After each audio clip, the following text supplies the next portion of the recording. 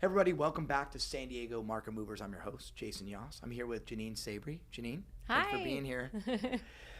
So Jeannine, yes, you've been in real estate for a little while now. Everybody knows how great you are here in San Diego. But I think what I really want to know about is tell me about that first transaction. Yeah. It was a floor time lead, right? So I was a buyer's agent for Katrina Russell, and I would do anything to get a lead. What she would give me leads, but I would sit open houses. And the other thing was floor time, where you just stand by the phone and you wait for the phone to ring, and they are interested in a property, and you jump up and you run and show them the property.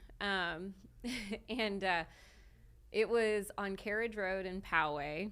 The sales price was $350,000, and the other agent was a very experienced agent, and we had a good transaction, to the point of closing, and then it closed, and I was excited, and I left town for the weekend.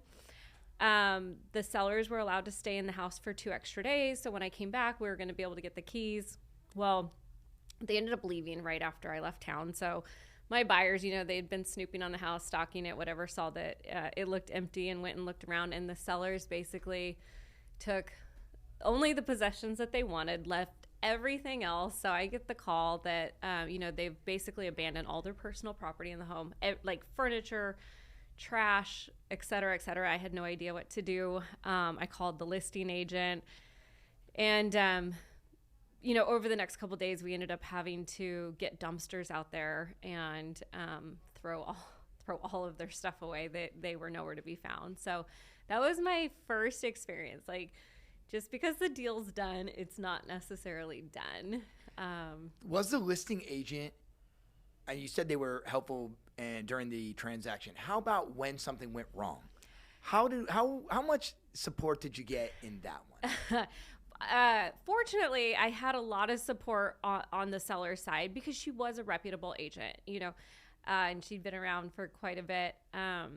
But there's not a lot of agents that would have stepped up the way she did. She got basically a hold of the sellers and got permission to throw everything away, because you can't just throw someone's stuff away. You have to store it for a certain amount of time. They just said, yeah, we're not coming back for it. We're done. And she got that clearance for us to throw it away. But I want to say just the dumpsters alone and this is 20 years ago, it was about $600 just to get the dumpsters out there. And then we, as agents, manually threw everything in the dumpsters. What does that make you think about compared to that first transaction compared to today? Oh, gosh. I think we're a lot better prepared for seller and possessions.